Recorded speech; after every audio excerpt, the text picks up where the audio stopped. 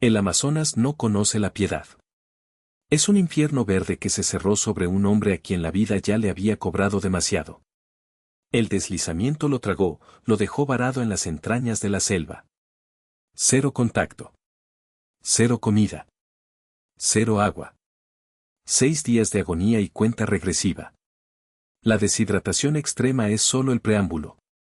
El verdadero combate se libra en el cráneo, la selva quiere devorarlo, pero el delirio desentierra los traumas que lo obligaron a huir. Su supervivencia no depende del río, sino de su voluntad inquebrantable. El sol, invisible tras la bóveda espesa de la selva, era solo una promesa opaca de calor infernal. Ricardo Montes de Oca, de 38 años, caminaba ahora no con propósito, sino con el ritmo oscilatorio de un péndulo roto. Sus pantalones, rasgados y empapados, se adherían a sus muslos, cada roce una tortura arenosa. Los ojos, inyectados en sangre, se esforzaban por enfocar el fango bajo sus pies, un universo microscópico de insectos y lodo que se extendía hasta donde alcanzaba su visión limitada. Habían pasado, tentativamente, 72 horas. 72 horas desde el deslizamiento de tierra catastrófico que había rugido como un dios furioso, devorando la orilla del río y escupiéndolo a él, solo, al corazón de la miseria verde. La sed era la dueña absoluta de su cuerpo. Una sed que no era seca, sino pegajosa y corrosiva. Sentía la lengua hinchada, áspera, raspando el paladar en cada intento de tragar la saliva inexistente. Los labios estaban cuarteados hasta sangrar, y cada respiración profunda le hacía tragar el aire denso y caliente, que en lugar de hidratar, se sentía como si le estuviera llenando los pulmones de polvo. Agua, solo, un poco, su voz era un murmullo que se ahogaba bajo el estruendo constante de la vida selvática. En la muñeca, la brújula estropeada giraba enloquecida. No indicaba el norte, ni el sur, solo giraba, un recordatorio burlón de que la lógica y la ciencia no significaban nada en el laberinto húmedo de Paititi. Era un objeto de metal inútil, el símbolo perfecto de su orientación perdida. La guardó en el bolsillo de su camisa desgarrada, sintiendo la punzada del ridículo. Ricardo, el biólogo analítico, el hombre que había catalogado cientos de especies y mapeado ecosistemas enteros, se había convertido en un animal guiado únicamente por el instinto primario de supervivencia, moverse, aunque no supiera hacia dónde. Se detuvo bajo la sombra de un árbol de raíces retorcidas, intentando buscar una brizna de lucidez. La debilidad física era aplastante. No era solo el hambre, el cuerpo estaba canibalizando sus músculos. Los calambres eran latigazos repentinos en las pantorrillas y los muslos. Sacó de su morral ya casi vacío el cuaderno de campo. Las páginas estaban húmedas, algunas manchadas de tierra y savia. El acto de abrir la libreta era un intento desesperado por aferrarse a su identidad científica, a Ricardo Montes de Oca, el hombre de razón, no la bestia que luchaba por respirar. Día 3. Agosto de 2024. Escribió con mano temblorosa, la tinta se corría ligeramente. Temperatura alta, humedad cercana al 100%. Sin fuente de agua potable. Posiblemente a 5 kilómetros de la zona de impacto, pero sin referencias estelares o topográficas. El delirio empieza a manifestarse en la periferia de la vista, sombras rápidas, movimientos donde no debería haberlos. Cerró el cuaderno. La honestidad de las palabras escritas era una cachetada. Él no había venido solo por la ciencia, había venido a buscar un castigo. Recordó el rostro preocupado de Elisa Soto Rangel, de 45 años, la geóloga pragmática de su equipo, horas antes del desastre. Ricardo, tu energía no es la correcta. Si sigues así, vas a buscar la bronca, no las muestras, le había dicho Elisa, con esa voz áspera y maternal. Ella había entendido, sin que él dijera una palabra, que esta expedición era una penitencia autoimpuesta. Había pasado 11 años cargando el fantasma de 2013, el año en que su hermano se había desvanecido. Se levantó, la cabeza le dio un guamazo de vértigo. Tenía que moverse. Si se quedaba, el suelo húmedo lo absorbería lentamente, y nadie lo encontraría jamás. El sonido. El sonido era lo peor. El cuarto día trajo consigo la total desintegración de la lógica auditiva. La selva siempre había sido ruidosa, el zumbido de los mosquitos, el croar de las ranas, el chirrido mecánico de los insectos palo. Ahora, esos sonidos se habían fusionado, mezclado, y habían encontrado una nueva forma, el rumor constante de voces humanas. No eran palabras claras, eran susurros indistintos, una asamblea de acusadores invisibles que se movían entre las lianas y las hojas gigantes. ¿Por qué no volteaste? Pudiste haberlo evitado. Te quedaste solo. Ricardo se agachó de golpe, la espalda raspando la corteza rugosa de un árbol. Su corazón latía con la violencia de un tambor. Miró a su alrededor, buscando desesperadamente la fuente de las voces. Solo había vegetación, una pared verde e indiferente. La deshidratación había afectado su capacidad de termorregulación. Sentía un frío helado en la espalda a pesar del calor sofocante. Se tocó el cuello.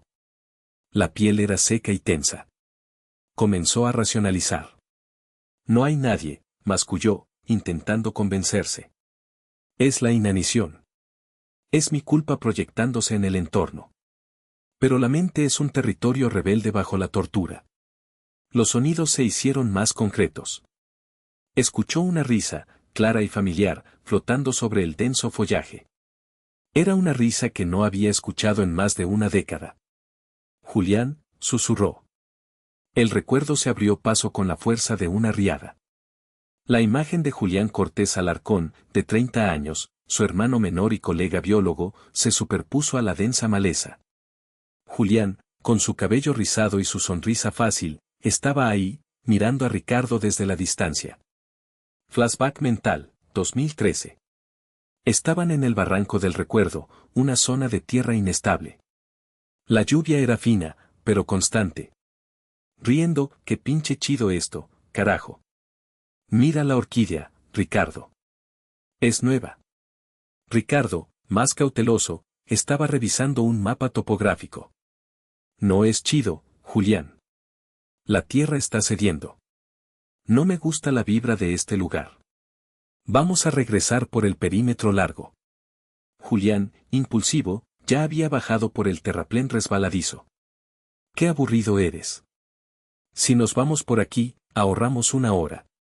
Y mira, hay una cascada. Tanto tiempo sin un buen chapuzón. Ricardo sintió la irritación que siempre le provocaba la temeridad de su hermano. Julián, no te muevas. Hay un deslizamiento. La tierra, como si hubiera esperado esa señal, se abrió con un sonido crujiente. Ricardo se agarró a una raíz de manglar gigante, pero Julián, que estaba más abajo, fue tragado por la mezcla espesa de barro, piedras y agua. Ricardo se quedó paralizado por el terror, viendo cómo la masa marrón se cerraba sobre el lugar donde su hermano había estado parado segundos antes. El grito de Julián fue breve, ahogado. Fin del flashback. Ricardo se agarró la cabeza, volviendo al agosto de 2024. Las voces ahora eran una marea. ¿Por qué no lo jalaste? Te quedaste paralizado. Lo dejaste morir. La selva, el laberinto húmedo de Paititi, ya no era un ecosistema, era un tribunal. Ricardo había estado buscando esto desde hace 11 años, la oportunidad de pagar la deuda. La culpa, esa bestia interna, se había manifestado por fin, usando las cuerdas vocales de la propia jungla. Siguió caminando, cojeando, arrastrando los pies en un patrón irregular. Su cuaderno de campo se había convertido en un diario de locura. Abrió la tapa. Día 4. Ya no puedo confiar en mis oídos. Escucho a Julián. Quiere que vaya hacia el agua, pero sé que el río está demasiado lejos y si sigo el sonido de su voz, moriré. La brújula solo se ríe de mí. Estoy perdiendo el control. La penitencia debe terminar. De repente, un destello. Vio lo que parecía ser una choza, una estructura pequeña de madera entre los árboles. Era imposible. Estaban en territorio inexplorado. Se arrastró hacia el espejismo. A medida que se acercaba, la choza se desdibujaba, transformándose en un montículo de hojas muertas y un tronco caído. Ricardo se desplomó sobre el fango, vomitando una bilis agria.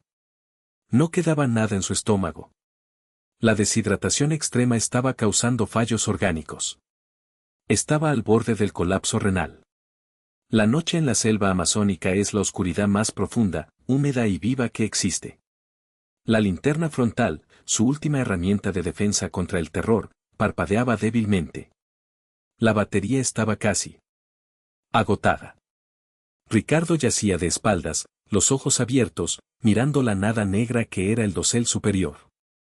Las alucinaciones visuales eran ahora más intensas que las auditivas. Las lianas se convertían en serpientes que se deslizaban hacia él, solo para volver a ser cuerdas vegetales al acercar la luz. El miedo, sin embargo, había cedido su lugar a una fatiga profunda y casi placentera. La idea de simplemente cerrar los ojos y dejar de luchar se había vuelto increíblemente seductora. Dormir. Ya no hay más dolor. La selva te quiere. Escuchó el rugido de un jaguar a lo lejos. No se movió. Si la selva lo quería devorar, que lo hiciera rápido. Ya no tenía fuerzas para ser la presa. En ese estado de somnolencia febril, la voz regresó, pero esta vez, resonó dentro de su propia mente, clara y definida, no un susurro externo. Era la voz de Julián Cortés Alarcón. ¿Por qué estás haciendo esto, Ricardo? ¿Crees que me vas a traer de vuelta si mueres aquí? Ricardo se esforzó por hablar, pero solo salió un gemido seco. Tenía que haber sido yo. Yo te empujé a ir a ese barranco. Yo fui el líder de la expedición. Fuiste el líder que se paralizó. Eso no te hace culpable de la tormenta, hermano. Eras un cobarde, no un asesino. La palabra, cobarde, golpeó a Ricardo con más fuerza que la sed. Se levantó a medias, apoyándose en la linterna frontal para no caer. La luz proyectaba sombras danzantes sobre su rostro demacrado. No. No es justo. Tú tenías más vida. Tú eras el chido, el que reía. Yo solo soy este, hombre lleno de números y culpa. El agotamiento mental estaba exponiendo su verdad más oscura. Su carrera, su dedicación extrema a la biología, no era pasión, era un intento de silenciar el eco de ese grito en el barranco del recuerdo. Tomó el cuaderno de campo de nuevo, la mano temblándole tanto que casi lo deja caer. Tenía que escribir algo racional, una última voluntad. Día 5, noche. La voluntad cede. Solo queda la inercia. Si no encuentro agua antes del amanecer, la brújula estropeada puede ser mi epitafio. Estoy en el límite. 6 días sin agua ni comida. La selva lo quiere devorar. Dejó el cuaderno caer. La luz de la linterna se apagó en ese instante, sumiéndolo en una oscuridad total. El pánico lo inundó brevemente, pero la fatiga lo amortiguó. Estaba solo, en la boca abierta de la jungla. El 6º día amaneció gris. Ricardo no sabía si había dormido o si simplemente su conciencia había decidido tomarse un descanso. Al abrir los ojos, el dolor era menos agudo, era una sensación generalizada de entumecimiento y vacío. Había llegado al punto de no retorno físico. Su cuerpo funcionaba con el último suspiro de energía residual. Podía sentir el olor dulzón de su propia cetosis, un signo de que su metabolismo se estaba devorando a sí mismo hasta los huesos. Se arrastró sobre el suelo, las rodillas y las palmas golpeando el humus. Buscaba instintivamente algo que beber. Cualquier cosa. Y entonces, lo vio. El enfrentamiento primigenio. Justo delante de él, a través de una cortina de helechos, no estaba Julián. Estaba la imagen de Julián. Un holograma mental perfecto, pero con los ojos vacíos, vestido con el mismo uniforme de campo que usó en 2013. La alucinación habló. Su voz no era amable, era un juicio frío. Mírate. Te has rendido. 11 años de huida, solo para encontrarte en el mismo lodo. Eres patético, Ricardo. Ricardo intentó levantarse. Las piernas se negaron. Cayó de nuevo sobre los brazos. No. Me castigo. Lo merezco. ¿Mereces morir de sed en una pinche zanja? ¿Eso es lo que querías? Querías ser valiente, pero sigues siendo el mismo hombre que se congeló en el barranco del recuerdo. Tu sacrificio no me sirve, Ricardo. Estoy muerto. Y tú, por fin, estás a punto de unirte. La entidad tomó la forma de su culpa. Era la encarnación de su auto-odio. Si se quedaba ahí, si cedía a la muerte que la selva le ofrecía tan generosamente, era confirmar que Julián tenía razón, él era un cobarde que huía de la vida y de la responsabilidad. En el fondo de su mente agonizante, un pequeño fuego se encendió. Un recuerdo, no de Julián, sino de su propio entrenamiento, su propia tenacidad. Ricardo no era un hombre de fe, sino un hombre de resistencia obstinada. Había cargado con la culpa porque era más fácil que enfrentar la vida sin ella. Con un esfuerzo hercúleo, su voz raspando como papel de lija no. No me voy a ir contigo. Ríe, ¿y qué vas a hacer? ¿Vas a levantarte? Ricardo respiró. El aire le quemó la garganta. Su mente, aunque delirante, tomó una decisión radical. Rechazó el martirio. Rechazó la voz de la culpa que se presentaba como su hermano. La supervivencia no dependía de un milagro externo, sino de quebrar ese ciclo de autodestrucción. Me voy a levantar. No por ti, Julián. Por mí. Porque tu muerte no fue mi sentencia. Fue un accidente. Y yo no voy a dejar que defina mi final. La alucinación vaciló. La imagen de Julián comenzó a distorsionarse, sus ojos vacíos se llenaron de ondas de calor, derritiéndose. Ricardo, ignorando el dolor punzante en sus músculos, usó los codos para arrastrarse. Se arrastró 1 metro, luego 2. La visión de Julián se había disuelto, dejando solo la bruma matinal y la vegetación. Había ganado el combate primigenio. La selva no había podido devorar su mente. Ahora que la carga psicológica se había roto, un nuevo tipo de lucidez se instaló. Ya no buscaba la muerte, buscaba la vida. Se arrastró hasta una liana gruesa y, con un rugido ahogado, se impulsó hacia arriba. Estaba de pie. Tambaleándose, pero de pie. Su mente, aunque debilitada, retomó su función analítica. El aire. Había un cambio sutil en la calidad del aire. Menos estancado, con un ligero olor a sedimento y humedad limpia. Un río. Tenía que haber un cuerpo de agua cerca, no el caudaloso y peligroso que lo había separado de su equipo, sino un afluente. Ricardo, actuando por pura inercia y la última chispa de su voluntad, giró la cabeza en la dirección de donde venía el olor. Cada paso era una victoria sobre la gravedad y la muerte. Avanzó 30 metros más, moviéndose a través de la densa jungla. El sol, por fin, se colaba por un hueco en la bóveda, proyectando un rayo dorado y redentor. Y allí estaba. No era un gran río, sino un arroyo turbio, pero el agua se movía. Agua sucia, pero agua. Cayó de rodillas en la orilla, hundiendo el rostro en el lodo y la corriente. No bebió inmediatamente. Recordó la última lección de supervivencia que Julián le había enseñado: el agua estancada te mata. Esto, aunque turbio, se movía. Sacó un pequeño filtro de emergencia que aún conservaba en su morral, un último resquicio de su preparación. Se tomó el tiempo para llenar una pequeña botella de plástico, filtrando gota a gota la vida líquida. Era un proceso lento, agonizante. Cuando el filtro terminó su trabajo, Ricardo sostuvo la botella como si fuera oro. El agua era tibia y terrosa, pero era potable. Tomó un sorbo, solo uno. Lo mantuvo en la boca, sintiendo como sus papilas gustativas, aletargadas por 5 días y medio de inanición, despertaban con una explosión de sensación. Luego, bebió el resto, sintiendo el líquido recorrer su esófago y llegar a su estómago, un alivio que rayaba en el misticismo. La hidratación no era instantánea, pero era el inicio del regreso. Ricardo se sentó junto al arroyo. Había fallado en su búsqueda de penitencia. Había fallado en ceder a la muerte. Había ganado la vida, pero no como un triunfo heroico, sino como un acto de pura, obstinada negación. Sacó el cuaderno de campo una última vez.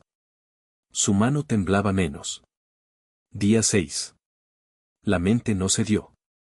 La culpa no es el alimento del espíritu. Encontré un afluente. Seguiré el curso. Debo sobrevivir. La brújula estropeada seguía guardada. Ya no la necesitaba.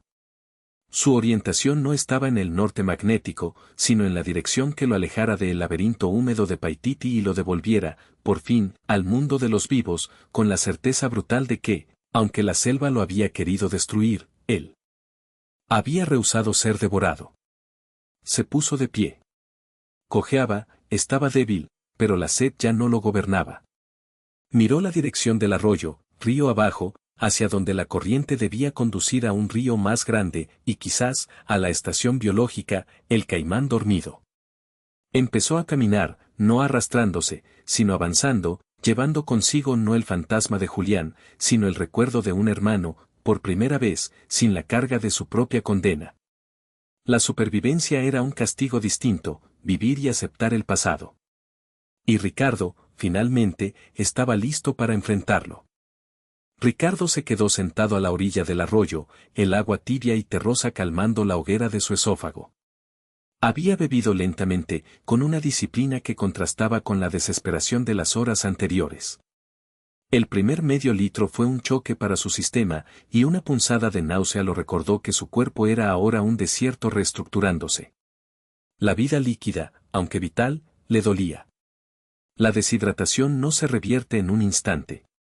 Los calambres musculares, que habían sido latigazos, se convirtieron en un dolor sordo y persistente, una queja constante de sus músculos que habían sido consumidos como combustible. Pero el alivio mental era inmediato e indiscutible. La sombra acusatoria de Julián se había disipado con la primera gota de agua potable. Ricardo ya no cargaba un fantasma, sino una memoria, y esa distinción lo era todo. Sacó el filtro de emergencia y lo guardó con reverencia. Era un objeto anodino de plástico y fibra, pero representaba la victoria de la razón sobre el caos. Él, Ricardo, el hombre de ciencia, no se había rendido a la mística devoradora de la selva. Había aplicado el conocimiento, incluso al borde de la locura. Tenía que comer. Su cerebro clamaba por glucosa.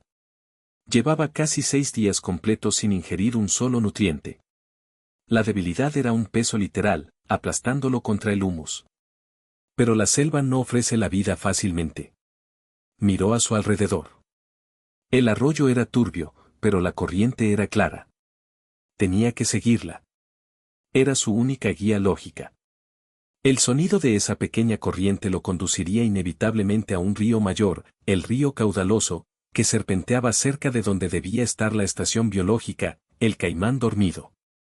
Estaba, quizás, a 2 días de caminata en condiciones normales, pero para su cuerpo famélico, podía ser una semana. Ricardo se apoyó en el tronco de un árbol caído, intentando ponerse de pie una vez más.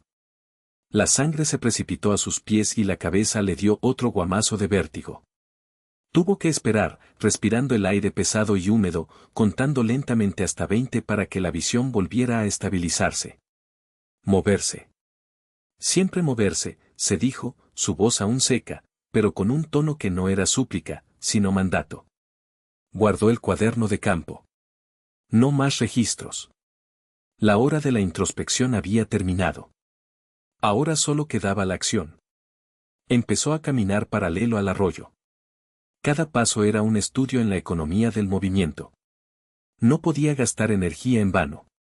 Debía ignorar las picaduras, el calor, la tierra resbaladiza. Se concentró en el ritmo, pie izquierdo, pie derecho, arrastrar el cuerpo hacia adelante. Un mantra físico. La selva, sintiendo que su presa se alejaba, parecía intensificar sus trampas. El suelo se volvió más pantanoso, una ciénaga de lodo oscuro y pegajoso que intentaba succionar sus ya gastadas botas. Las lianas, gruesas como serpientes, se enredaban en sus tobillos. Los insectos volaban en nubes sofocantes alrededor de su rostro. Esto es lo que haces, ¿no? Nos ofreces el camino fácil, la rendición, y cuando te decimos que no, pones la prueba más difícil. El cansancio era un depredador físico. Era una bestia que vivía en el centro de su pecho, devorando la poca fuerza que le quedaba. A pesar de haber bebido, el hambre era un hueco nauseabundo que le retorcía el estómago. Empezó a sentir la ira. Una rabia pura, no por su situación, sino contra su propia debilidad. Recordó las palabras que le había dicho a la alucinación de Julián: no voy a dejar que tu muerte defina mi final. Esa frase se convirtió en su nuevo motor, una pequeña pila de litio ardiendo en el centro de su agotada voluntad. Llegó a una sección del arroyo donde la vegetación se cerraba tanto que formaba un túnel natural, oscuro y claustrofóbico. Tuvo que agacharse, arrastrándose casi a 4 patas por debajo de una red de raíces entrelazadas. El barro le cubrió la cara y los brazos. Mientras se arrastraba, su mano tocó algo duro. Era el hueso de un animal, quizás una costilla grande. Lo tomó. Era inútil como alimento, pero le daba un peso, una sensación de arma o herramienta. Lo guardó. El descenso de la luz en la selva es rápido y brutal.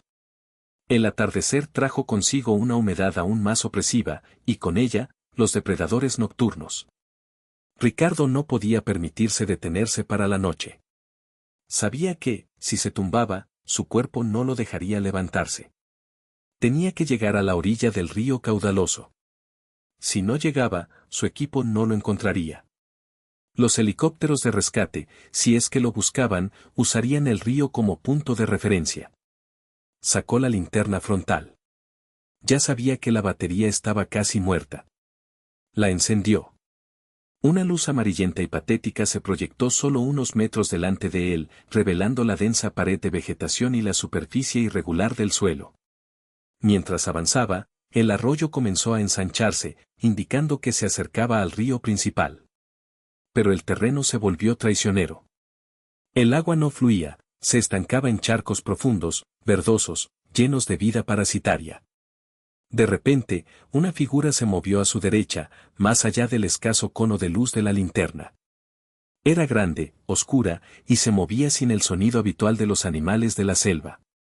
Ricardo se detuvo, el corazón latiéndole en las sienes. El miedo regresó, pero era un miedo frío y controlado, el miedo del biólogo que sabe qué criatura acecha en la oscuridad. Silencio. Solo el zumbido de los insectos y su propia respiración agitada. Intentó alumbrar la zona, pero la luz era demasiado débil. Sabía que era una de las grandes. Un jaguar, quizás, atraído por el olor de un cuerpo débil. 6 días. No voy a morir ahora, a 2 metros del río, para hacer la cena de un pinche gato salvaje. Se quedó absolutamente inmóvil, recordando el comportamiento de los depredadores. No mirar a los ojos, no correr, hacerse grande. Pero Ricardo no era grande, era hueso y piel cubiertos de lodo. La criatura emitió un sonido bajo, un gruñido seco que resonó en el aire húmedo. Ricardo cerró los ojos un instante. No iba a luchar. No tenía cómo. Abrió los ojos. Tenía que seguir moviéndose. La inmovilidad era la rendición. Avanzó un paso lento, arrastrando el pie derecho. El animal no reaccionó. Otro paso, hacia el frente, hacia el sonido distante del agua mayor. El sonido del río, un rugido sordo y constante, era ahora audible sobre el ruido de la selva. Estaba cerca. Ricardo sintió una adrenalina nueva, no de pánico, sino de urgencia. Aceleró el paso, aunque era apenas un trote torpe. El animal, fuera de vista, soltó otro gruñido, más fuerte.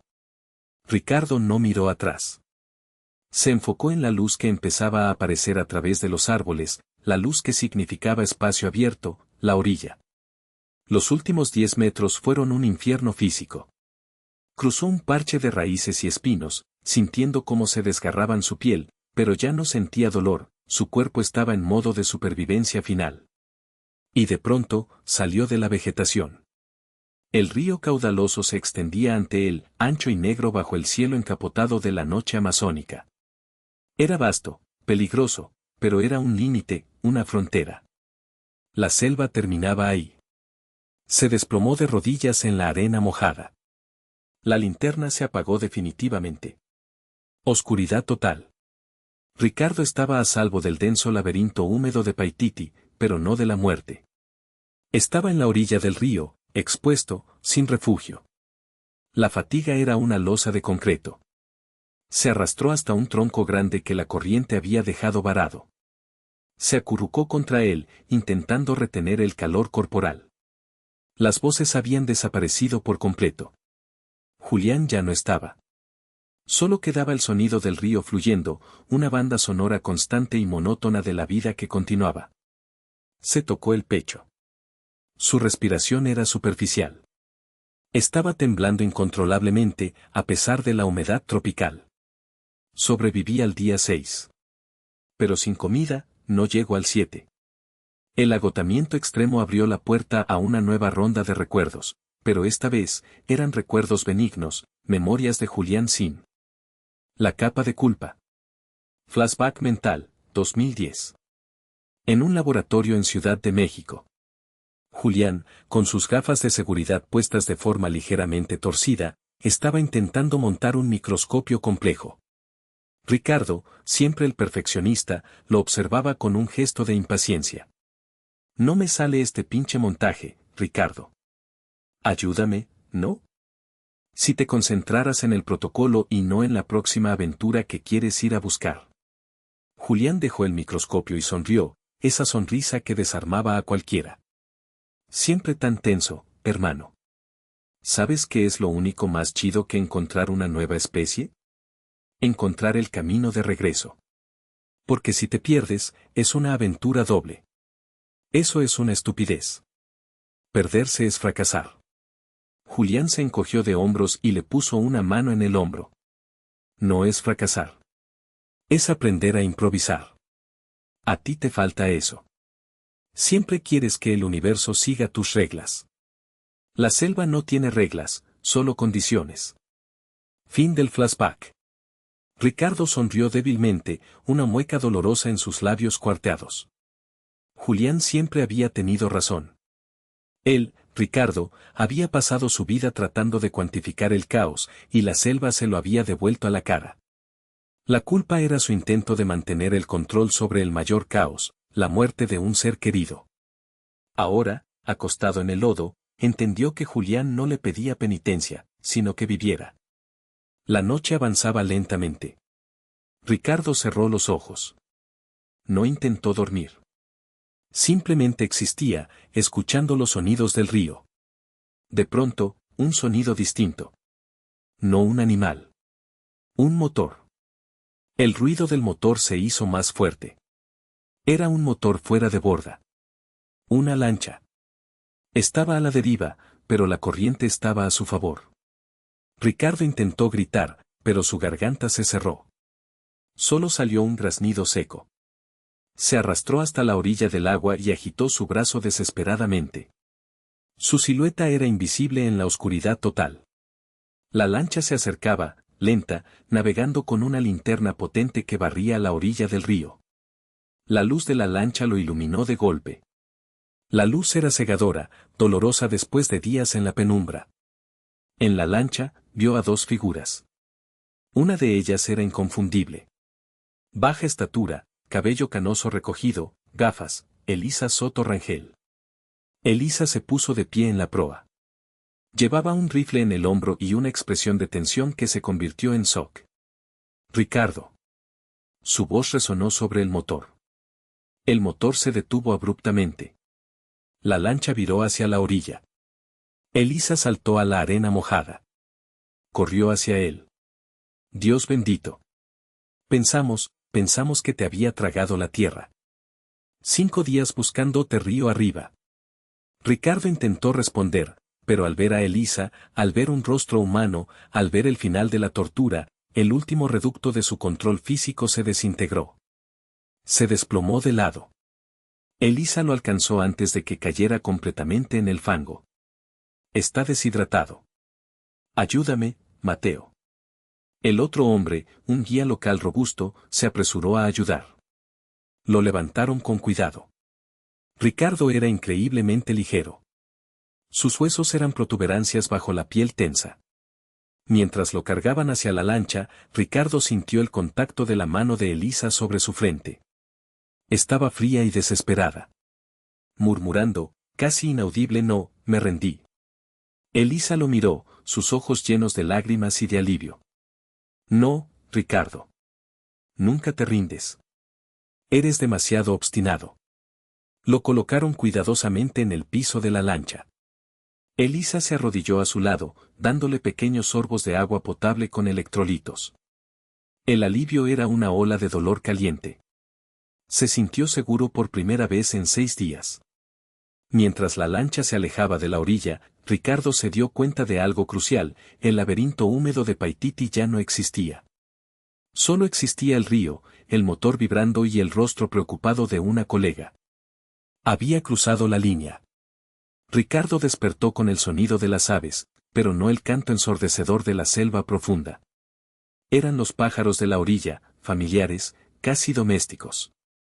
Estaba en una cama de campaña, bajo una rudimentaria mosquitera, dentro de una de las cabañas de la estación, el caimán dormido. El olor antiséptico y café lo golpeó. La luz era brillante, incluso a través de la lona del techo. Elisa estaba sentada a su lado, dormitando con las gafas en la punta de la nariz, un kit de primeros auxilios abierto a sus pies. Había estado vigilando. Al escuchar el movimiento, Elisa despertó de golpe. «¿Ricardo? ¿Estás despierto?» Se acercó inmediatamente. Le tocó la frente. La fiebre bajó. Te dimos suero intravenoso toda la noche. Estás débil, muy débil. ¿Puedes hablar? Ricardo intentó tragar. Su garganta estaba todavía irritada, pero el agua y el suero habían hecho su trabajo. Sí. Elisa. No hables mucho. Comiste un poco de caldo hace 1 hora. ¿Cómo te sientes? Vivo. Elisa sonrió, una sonrisa genuina de alivio que le arrugó los ojos. Sí, estás vivo. Por pura pinche terquedad. Cuando no volviste el día 3, llamamos a la base. Pensamos que la tormenta, bueno. El deslizamiento, me separó. Elisa asintió. Lo sé. Perdimos el equipo principal. Estuve a punto de irme cuando el río bajó un poco. Sabía que debías haber intentado seguir el agua. Ricardo guardó silencio por un momento, asimilando el fracaso y el éxito. Fracaso de la expedición, éxito de la voluntad. Vi a Julián. La mención del nombre de su hermano hizo que Elisa se tensara ligeramente. Ella había sido testigo de la espiral autodestructiva de Ricardo durante años. Sé que lo viste, Ricardo. La inanición y la deshidratación hacen cosas horribles. Tu mente buscó una forma de justificar el dolor. No. Fue mi culpa. Estaba ahí, diciéndome que me rindiera. Que era un cobarde. Su voz se vuelve seria y profesional. Ricardo, escuché tu reporte de audio. Lo escuchamos antes de que se perdiera la mochila principal. Tu brújula, tu locura, la búsqueda de penitencia. Ella tomó su mano. Tú no eres la tormenta, Ricardo. El accidente de Julián no fue tu culpa. Él era impulsivo. Él corría riesgos. Tú has cargado con esto durante 11 años, y mira dónde te llevó. Casi mueres por querer pagar una deuda que no existía. Ricardo miró el techo de lona. Ya no sentía la necesidad de debatir. La selva le había quitado todo, excepto la verdad. Lo sé ahora. Elisa suspiró profundamente. Bien. Porque ahora que regresaste, tienes una nueva deuda, la de vivir. Y vas a honrar la memoria de tu hermano no muriendo, sino terminando el trabajo que empezaron. En 11 años no has vivido, solo has sobrevivido a la culpa. Ricardo sintió que una pesada capa de hielo se resquebrajaba dentro de él. El tormento había terminado.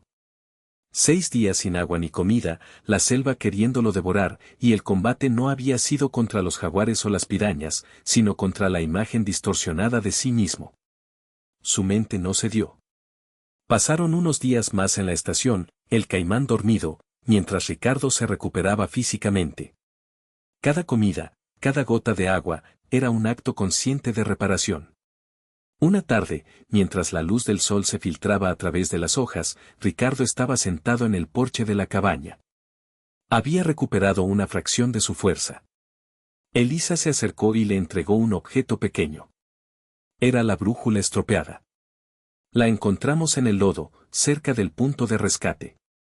Ricardo la tomó. El disco seguía girando enloquecido, sin apuntar a nada. El símbolo de su desorientación.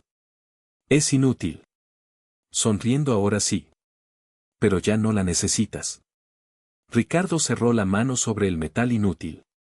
La selva de Paititi había intentado absorberlo, convertirlo en abono, forzarlo a revivir y morir por su pasado.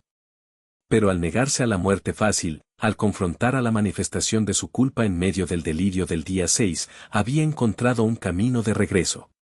Ricardo se levantó, sintiendo el peso de su cuerpo, un peso que antes había querido aligerar con la muerte. Miró hacia la jungla que lo había atormentado. Ahora era solo verde, silencio y misterio. Ya no era un tribunal. Guardó la brújula, no como un epitafio, sino como un recordatorio. La supervivencia.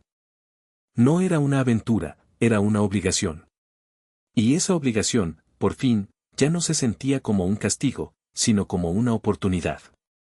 Ricardo estaba sentado en el borde de su camastro, la manta de lana burda sobre sus piernas flacas.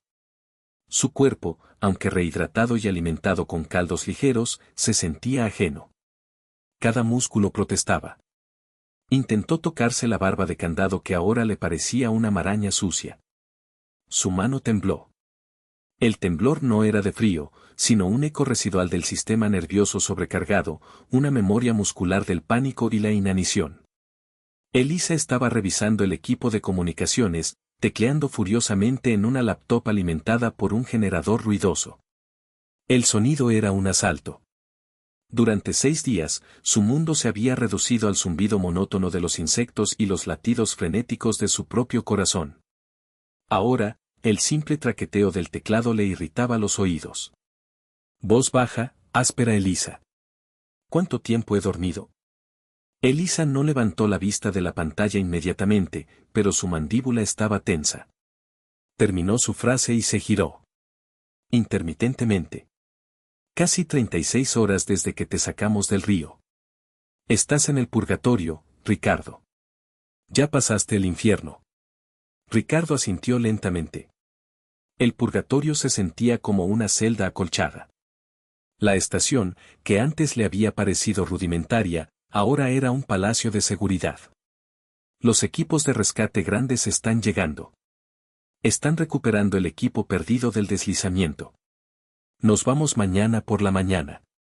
Te sacaremos en helicóptero hasta Manaos. ¿Y la expedición? Elisa se cruzó de brazos, su pragmatismo habitual brillando a pesar del alivio. La expedición se acabó. Perdimos casi todos los sensores y los drones. La prioridad era sacarte a ti. La selva cobró su parte, Ricardo. Tuviste mucha suerte. No fue suerte. Fue una pelea. Un suspiro cansado, lo sé. Mateo dice que saliste del monte como un espectro. Dice que si hubieras estado 10 minutos más tarde, el caimán te habría devorado. Ricardo pensó en el sonido que lo había acechado en la oscuridad. El gruñido no era de un jaguar, sino de un depredador anfibio. La selva no le había dado tregua hasta el último momento. Gracias por volver. Por buscar. Sabía que tenías que estar cerca del río. Tú eres un biólogo de campo, un hombre de patrones. Incluso alucinando, el instinto te guía. Pero no vuelvas a hacer eso. Nunca. Elisa se acercó a él, la severidad en sus ojos mitigada por una preocupación maternal. Mira cómo te pusiste. Tu mente se quebró, Ricardo. No te culpo, casi te mueres de sed. Pero tienes que entender algo. Lo que te pasó en el monte no fue una penitencia, fue una manifestación de tu auto-odio. Mira sus manos, huesudas y cubiertas de rasguños en el delirio, todo era claro. Julián me odiaba. Él me culpaba por no estar ahí. Por la logística. Por dejarlo ir. Se sienta a su lado, te lo dije. Julián era un torbellino. No le gustaban los planes. Él te admiraba, Ricardo. Siempre me decía, mi hermano es el que nos saca del apuro, el que pone orden en el caos. El deslizamiento en 2013 no fue tu culpa. ni tu brújula estropeada en 2024. Simplemente pasó. Ricardo se apoyó contra el poste de madera, el olor a tierra mojada y amó aún más fuerte que el café de la estación. Recordó la voz de Julián, la acusación. La selva usó mi verdad contra mí. Mi verdad no era que lo maté, sino que deseaba no haberlo dejado ir. Elisa continuó, su tono suave pero firme. Ahora, ya saliste. Ya no hay selva, solo una cabaña, un río y un helicóptero esperándote. ¿Vas a seguir viviendo con esa culpa o vas a usar la vida que acabas de ganar? Ricardo sintió la inmensidad de esa pregunta. Había pasado 6 días lidiando con la muerte para redescubrir el valor de la vida. La supervivencia no era el final, era la nueva premisa. La recuperación lenta era frustrante. Ricardo se esforzó por comer arroz y frijoles, comida sólida que su estómago encogido apenas toleraba. Mateo, el guía robusto que lo había rescatado, estaba sentado afuera de la cabaña afilando un machete. Ricardo salió al porche. El sol, aunque filtrado por la copa de los árboles, le picaba los ojos. Sin dejar de trabajar, don Ricardo. ¿Ya come mejor? Sí, Mateo. Gracias. Mateo era un hombre de pocas palabras. Había navegado el caudaloso durante toda la noche, buscando un cuerpo, no una persona. Ricardo se sentía en deuda con él. ¿Dio algo raro, la noche que me encontró? Mateo detuvo el machete. Levantó la vista. Sus ojos, oscuros y sagaces, estudiaron a Ricardo. La selva estaba callada. Demasiado. El río estaba enojado por la tormenta, pero el monte esconde. Cuando lo vi en la arena, pensé que era un tronco cubierto de lodo. Pero no. Usted no estaba rendido. Estaba esperando. Tenía una postura rara, como si estuviera listo para pelear, pero sin fuerza para levantarse. La confrontación. El recuerdo de enfrentarse a la sombra de Julián y negarse a ceder. Estaba lidiando con un fantasma. Mateo se encogió de hombros, un gesto de sabiduría ancestral. Todos tenemos fantasmas aquí, don Ricardo. La selva no es solo tierra y plantas. Es un espejo. Lo que lo quiere devorar afuera, es lo que trae adentro. Si su mente no cedió, es porque usted no quería morirse, por más que le haya dolido. Esa simple frase, dicha por un hombre que veía la selva no como un laboratorio sino como un ser vivo, resonó en Ricardo más profundamente que el análisis de Elisa. La selva no era el villano, era el catalizador. Había obligado a Ricardo a elegir entre la vida y su obsesión con la muerte. Ricardo pasó el resto del día caminando en círculos cortos y lentos alrededor de la estación. Observó el río, turbio y poderoso. La inmensidad de la selva lo rodeaba, pero ya no era opresiva. Era indiferente. Ya no buscaba penitencia en el sufrimiento, sino comprensión en la observación. Empezó a hacer notas mentales sobre la recuperación del cuerpo, la forma en que la inanición cambia la percepción auditiva, la aceleración del delirio. El biólogo estaba regresando, usando la experiencia traumática como datos, como una última, brutal, expedición científica sobre sí mismo. El día de la partida. El helicóptero estaba programado para llegar a las 8 de la mañana. Ricardo se vistió con ropa limpia que Elisa le había proporcionado, aunque aún le quedaba grande. Se sentía como un hombre desmantelado y vuelto a ensamblar, con las piezas internas reordenadas. Elisa le entregó su cuaderno de campo, empapado pero secado con cuidado. Guardamos todo lo que pudimos del equipo principal. Esto lo traías en el pecho. Ricardo abrió la libreta. Las últimas entradas, escritas con letra temblorosa en el día 5, eran ilegibles, garabatos de la locura. Pero en la primera página, había una nota de 2013, escrita por Julián, antes de la última expedición fatal. Hermano, si se me olvida, recuérdame que el peligro no está en la selva, sino en el no saber regresar. Siempre volvemos, aunque sea con menos piel y más historias. Ánimo. Ricardo sintió un nudo en la garganta. La frase no era una burla póstuma, sino una lección anticipada. La deuda no era con la muerte, era con la historia, con el regreso. A Elisa, ¿recuerdas cómo insistí en que no fuera a la zona inestable? El barranco del recuerdo. Sí. Querías evitar la ruta. Y Julián fue de todas formas. Él me dijo, si no voy por ahí, ¿cómo voy a tener la mejor vista? Él era así. Impulsivo. Ricardo, por favor. Deja que se vaya. Déjalo descansar. Y tú, descansa. Ricardo cerró el cuaderno, sintiendo el papel húmedo contra sus dedos. Lo había atormentado la idea de que si hubiera insistido más, si hubiera sido más dominante, Julián estaría vivo. Pero Julián siempre había sido libre, indomable. La culpa de Ricardo era el intento de domar esa libertad post-mortem. El sonido del helicóptero, un zumbido creciente y luego un rugido ensordecedor, interrumpió la calma. El aire se llenó de polvo y hojas. El helicóptero de rescate, grande y anaranjado, aterrizó en la pequeña Clara. La tripulación, hombres uniformados con expresiones serias, se apresuró a asegurar la carga. Cuando Ricardo caminó hacia el helicóptero, la selva parecía retraerse. La vegetación era una cortina verde, densa y silenciosa. Ya no emitía susurros. El combate había terminado en la mente. Ricardo se sentó junto a la ventana, atado firmemente. Elisa a su lado. El ruido era abrumador. Cuando la nave se elevó, Ricardo miró hacia abajo. Vio la estación biológica, un pequeño claro insignificante en la inmensidad verde. Vio el río caudaloso, serpenteando como una vena de plata oscura. Y vio, vagamente, el contorno del laberinto húmedo de Paititi, el lugar donde había estado 6 días al borde de la disolución. Desde arriba, todo parecía ordenado, lógico. La selva era un patrón, una alfombra infinita de biología. Abajo, es caos, dolor, hambre y delirio. Pero desde arriba, es solo existencia. Y yo existí. Recordó el hueso que había encontrado y guardado mientras se arrastraba por el barro. Lo había usado como apoyo mental, un arma simbólica. Lo sacó ahora de su bolsillo. Era el fémur pequeño de algún roedor, pulido por la intemperie. Lo miró. Ya no era un arma, solo un recuerdo, un souvenir de su límite. Lo guardó de nuevo. Gritando por encima del ruido, vas a estar bien, Ricardo. Te llevaremos a un hospital.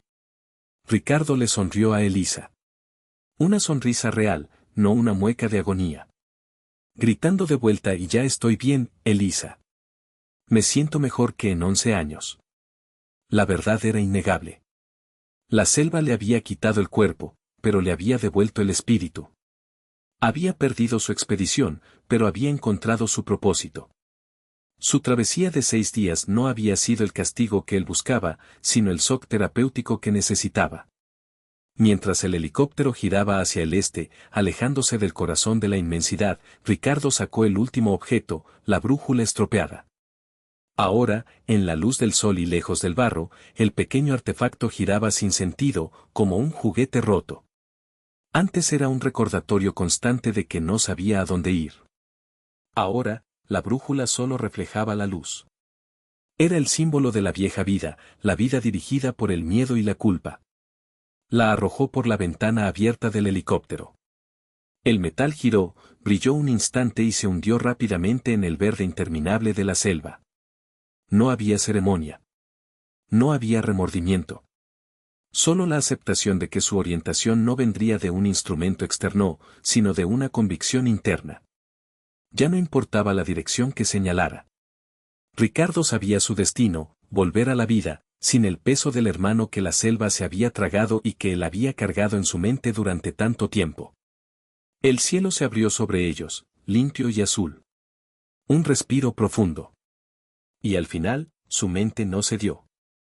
Su cuerpo había fallado, pero el yo más profundo se había levantado, demostrando que la voluntad humana es el último depredador. Ponte las pilas. Dale like y suscríbete de volada.